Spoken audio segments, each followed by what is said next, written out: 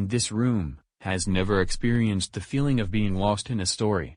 Who has never felt empathy with a character? Who has never bought a product, or made a donation after being persuaded by an inspiring story?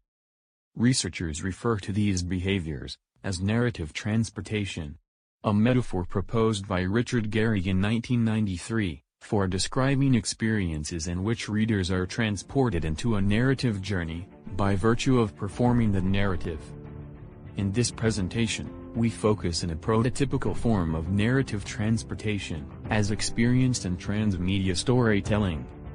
As is well known, transmedia storytelling expands a single universe through different, and well-structured story pieces, in a kind of interactive narrative, that users are invited to get in, and out.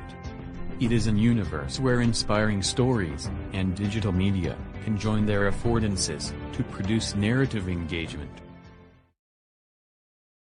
I want to tell you a story about a little boy named Ben. Ben is 2.5 years old, and Ben has brain cancer. And Ben's really happy. He's happy because he's been through 2 rounds of chemo and radiation, and he feels good for once. He doesn't feel yucky, and his father's enjoying seeing Ben's happiness. But as the father tells the story of Ben and his cancer, the father's voice begins to break. And he says, it's very difficult to play with Ben because Ben thinks everything is wonderful, but I know something that Ben doesn't, that Ben's dying. And he talks about how difficult it is to play with Ben, knowing that in 3 or 6 months, Ben will be dead. And yet Ben is so happy, he's so beautiful. And so the father tries as hard as he can to enjoy Ben, to be joyful around Ben. But then he says in the middle of this short story that it's an amazing thing to know how little time one has left. And as he says that statement, he has merged himself with his son. It's as if the father himself is dying. Studying Ben's story extensively, Zach provided evidence that, in the same way as the father merges himself with his son, viewers also compress themselves with Ben's father. They experience narrative transportation, and a deep concern for others. They put themselves into the narrative. There are several consequences of performing an engaging narrative. The more absorbed users are in a story, the more they drop their intellectual guard, and the more the story changes them. When the fiction and the media merge strategies, stories may become so appealing that users will be reluctant to leave them behind. Being transported into a story is not new. We all have experienced it, in reading novels, in watching films, and in listening to music. Touching stories, like Ben's, and The $1 Million Baby, easily engage viewers. But the phenomenon is extensive to other genres, like horror. Remember? In the Mouth of Madness, from 1994?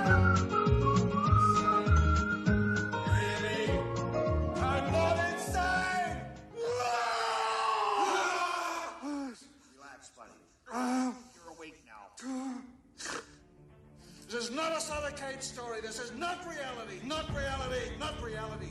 This is reality. Not reality. Not reality. What is new, is youth's constant, and involuntary exposure, to misinformed stories in online spaces. Community building through narrative transportation, may blur the distinction between facts and fantasies. It is essential for educators, to equip children and young adults with intellectual tools, to detect when, misrepresentation of reality and digital stories, can have consequences in real life. To integrate digital storytelling into teaching, according to principles of media literacy, Greta and colleagues recommend, in particular, the development of analytical competencies around transmedia storytelling. In this presentation, we argue that the convergent process of narrative transportation is one of these competencies, particularly when combined with the divergent process of elaboration. For example, The narrative universe is disseminated through different media platforms and interfaces. In order to reach and attract the largest number of consumers, a transmedia structure usually offers several touch points. The author has to prepare these entries for advancing the plot. Importantly, for narrative transportation, pieces need to give, from the start, an imagery intended to evoke a specific idea or emotional response. Entries can help to enhance interaction with the story. Some can take the simple form of a counterfactual sentence, "What if emotions could take photographs?" or a metonymy, "Cook this page." For the experience of transportation to increase, and made to last, interaction needs to be sustained along the story. To achieve this effect in transmedia, interaction needs to take place by learning about the story. Learning about the story involves real elaboration, an effort that requires a wake-up return of consumers to the original world. So, when contrary alternatives are presented, critical re-engagement can take place. Consumers have a more constructive alternative than just taking sides. Let us consider the case of Lamp, a commercial launched in 2002 by IKEA.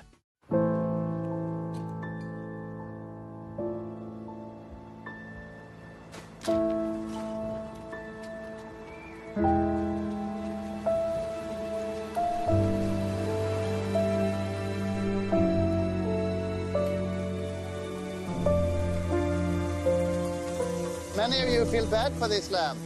That is because you're crazy. It has no feelings, and the new one is much better.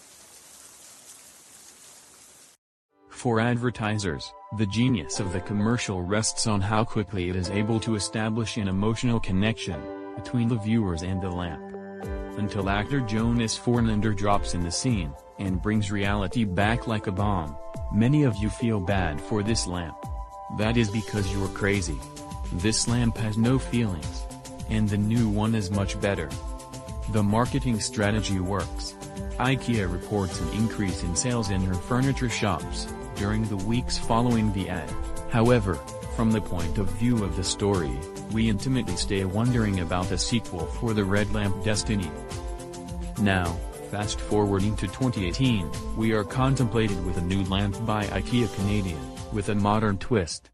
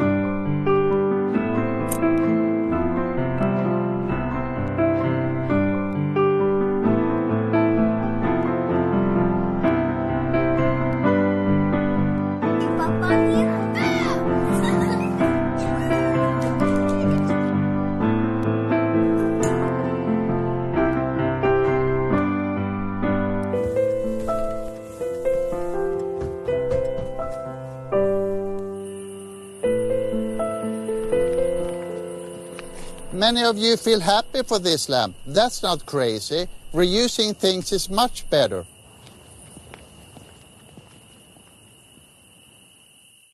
Dropping again in the final scene, actor Jonas Fornander brings viewers back to a new reality. Many of you feel happy for this lamp. That is not crazy. Reusing is much better. At first sight, the messages from Lamp 1 and Lamp 2 seem contradictory. It is even possible to imagine two groups of fans taking sides, one against another, as is typical in the post-truth era, one in favor of an environmental sustainable argument, the other against it. However, as discussed in Edulearn and colleagues, taking a sequel of pieces, structured by frame breaking and frame shifting, allows a more healthy community construction. The neuroeconomist Paul Zak has good reasons to suppose that oxytocin, a regulatory hormone that helps the body to maintain its homeostasis, has impact on post-narrative concern about others. In a series of experiments, subjects had their cortisol and oxytocin measured while consuming short narrative pieces, like Ben's story. brain produced two interesting chemicals. One is called cortisol, which focuses our attention on something important. So cortisol correlated with our sense of distress. So the more distress you felt, the more cortisol you released, and the more you paid attention to that stimulus. The second chemical release is called oxytocin, which is associated with care and connection and empathy, and oxytocin was correlated with people's sense of empathy. Another experiment, we gave individuals a chance to donate money to a charity that works with children who are ill, and indeed those who released oxytocin and cortisol donated money to this charity. And in fact, the amount of oxytocin release predicted in both cases how much money people would share with a stranger or with charity. What we're seeing is that this narrative is changing behavior by changing our brain chemistry. In a situation of transmedia homeostasis, consumers not only perform narrative transportation, as they are systematically submitted to breaks in attention and to frame shifting. It is then feasible to anticipate that an extension of Gehrig's metaphor, able to bear a homeostatic structure, may constitute a methodological contribution for treating the illusions of the post-truth era. The better we understand how stories unfold in our bodies, the more equipped we are to thrive in the story-rich environment of the 21st century.